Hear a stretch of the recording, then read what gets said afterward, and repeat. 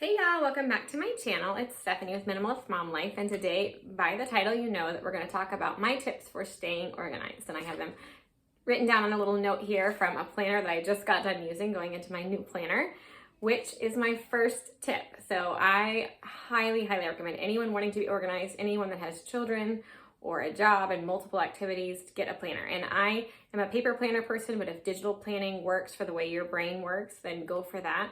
But there is something for me that is like stress relieving to unload what's in here onto paper. And I know for a lot of people, myself included, simply writing something down helps us to remember it. So even if we write it down and we're not looking at it every day, we're not checking it every day, we literally remember things better because we have taken the time to write them down and then we've visually seen what we've written down. I highly recommend a planner. It doesn't have to be expensive. The planners that I typically get are like the Recollections or the Day Designer planners, and they're like $15, $25 depending on the size that you get. I keep mine on my kitchen counter until the list of everything I need to do that day is done, and then I put it up. Even if it has an appointment that I still know about on there, that's fine. But then I put it up in our school cabinet, and I find that is super helpful and even allowing me to be a more present mom because I'm not trying to remember all of these things while watching my kids and being in the moment. I know that I have given those tasks a place and that I will go back and I will check that, and I will be able to check in throughout the day and even see, can we add more in or can we not? A planner is a great boundary, and I'm going to talk about boundaries and how much we do in another tip. But a planner, when you have a planner in front of you and you've already written out for that month, I know that we have baseball practice on Tuesday, Thursday. Then when somebody asks you to join a Bible study or someone asks you to put your daughter in Girl Scouts and it's on Thursday nights, you can already know the answer is no. I have my boundary. I already have it put in place. It's on paper. I know where I'm committed. I'm not going to be flaky and overcommit myself and then not be able to actually show up to things. I know my boundary. So I think planners are great for multiple reasons, but certainly that is one of them. Number 2 is to have a meal plan. And I think people can get intimidated by this because they're thinking you have to meal plan breakfasts and snacks and lunches. And if that works for you, that's great. But I'm talking about just even a general meal plan of 1 week at a time. What are we having for dinner? That tells me what kind of meat I need to take out the day before or the morning of. That tells me if something needs to go in the crock pot as part of my morning routine that day. When I'm doing it a week at a time, again, I know, do we have church on Wednesday nights? And so dinner's going to be later. So I'm going to want it to be something super simple. During Awana, which is a church program that our church does on Wednesday nights, during Awana seasons, my kids usually know that after Awana, we're going to go home and mom's going to make tacos or burritos because it's just so super simple, but we're eating at home. So meal planning around, again, that planner or that family calendar so that you are meal planning meals that you can actually prepare and can actually eat is ideal. Number 3 is to have a family calendar. You can print free calendar printables online. You don't even need to buy one and just stick them up on the refrigerator. Jason and I have found this like invaluable. I know a lot of minimalists don't like any clutter on your fridge or anything on your fridge, but for us, that's like the command board of our family. And being able to have the month that we're in and the month ahead on the calendar is amazing. It helps my kids not to ask me when something's going to happen or how many days till my birthday or how many days till we go on a trip. Go look at the calendar. It's on the calendar. It helps Jason when he's scheduling stuff at church. What do we already have? Like you're seeing it every single day. What are the appointments? What are the doctor's appointments? What are we doing? Having a calendar we can both see. Again, I know for some people they do like a shared digital calendar thing. If that works better for y'all, great. For us, we're paper people. Neither one of us are super techie. And I also really like that with it being paper, my kids can see it as well. So I highly recommend having a family calendar somewhere in your house that you'll see it often. Put things where they make sense. So I think people get into organizing and it looks better here, or someone else put this in their bathroom, or someone else put there, but put things where they make the most sense for you, where you're going to use them, where it's going to be easy for you to put them back. An example I thought of this morning when I was getting my kids vitamins is that all of our vitamins are in a cute little Pyrex dish from my friend next to where I get my coffee. I drink instant coffee, and so I take that out in the morning as I'm boiling my water. While that coffee is going, I like feed the cats and I can get out everybody's vitamins. So Atomic Habits talks about like habit stacking, something you're already doing and then just putting another habit next to it. And it's the same thing with putting things where they make sense. You're not going to forget your vitamins if they're next to your coffee, because if you're a coffee drinker, you don't skip your coffee, right? So putting things where they make the most sense for you and your family. And my 5th one is don't have too much and don't do too much. So this goes to the boundaries thing that I was talking about. But having a planner, and my other tip But my other tip that's coming up is have a budget. Helps you to know how much you can do and how much you can have. So there's only 24 hours in a day, and we don't all get the 24 hours. I know that's like a terrible saying from the past.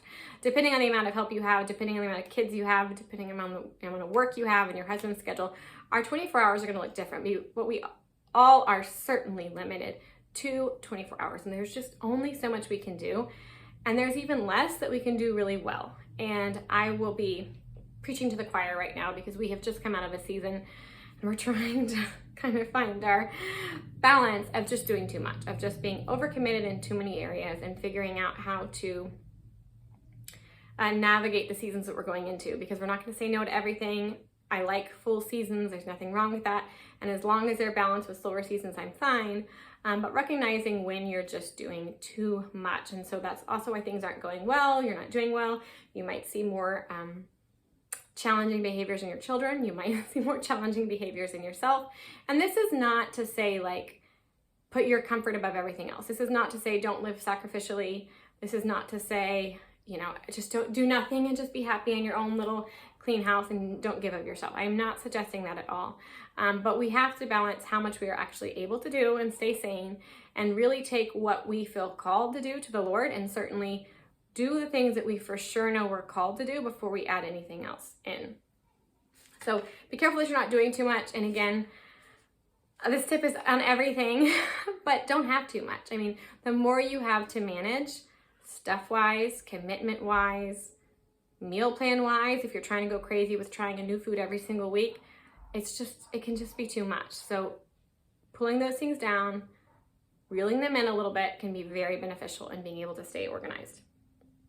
And then my tip that goes right alongside that, and I mentioned this earlier, is having a budget. So a budget, again, is just another way you can stay organized on top of having your bills. Even if you're the type of person that only budgets like in a way that says, I know when things need to be paid and then I know what's left. Even if that's all you do, even if you don't go into sinking funds and you don't go into categories for this is groceries versus this is eating out versus this is the kids and the sports budget, that's fine. But even if you just for sure know when all the bills are due, well, they're always getting paid. And again, you don't have that stress of like, did we do that? Did we pay that? Did we not? Do we owe something? Having a budget for those reasons is great. The more detailed you go, the more a budget also can help to say, we don't have that in the budget. This is a place where we're gonna have to draw the line. This is a boundary for our family. This is a way from keeping us to do too much, because guess what? After we've paid for baseball, there is not money for music lessons and karate. So now I know that we're just doing baseball, or now I know that we're going to do dance, but while we do dance, you will not be doing soccer. And so in its own way, it's helping to keep that stuff in check. It's also helping to keep in check how much you're bringing into your home.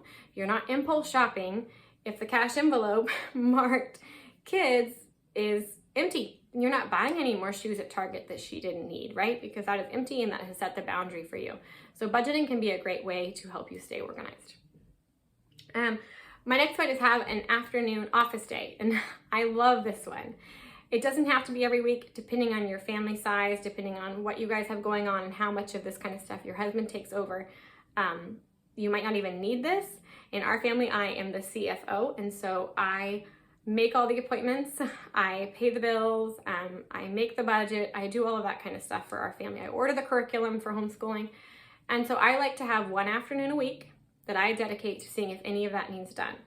So it's been Tuesday afternoons for me. It's changed to different days depending on what we have going on in our life. But it's just a time where during my kids' quiet time, I know that I'm going to get out my household binder and see if anything needs to be paid. I'm going to call to schedule the oil change if that needs to be done. I'm going to call the dentist to check on that appointment. Whatever it is, having that time to focus in on that. This helps with paper clutter too, because when you're getting in the mail, if there's something that needs tending, like we just got back from a trip and you have to pay the tolls for going over the Golden Gate Bridge, and so I have that toll. So then the following Tuesday, I know to get that out because it's in the area that I'm going to check, and I know to pay that toll and make sure that's done. So it's stuff like this. It's really helpful to have one dedicated small amount of time, especially if you do it every week, you may have nothing you need to do. But it keeps you, again, from that mental load of having to constantly think, did I do that? Does that need done? When am I going to do that? And it's like, no, I know that I'll take that 30 minutes or however long, and I will knock out those things.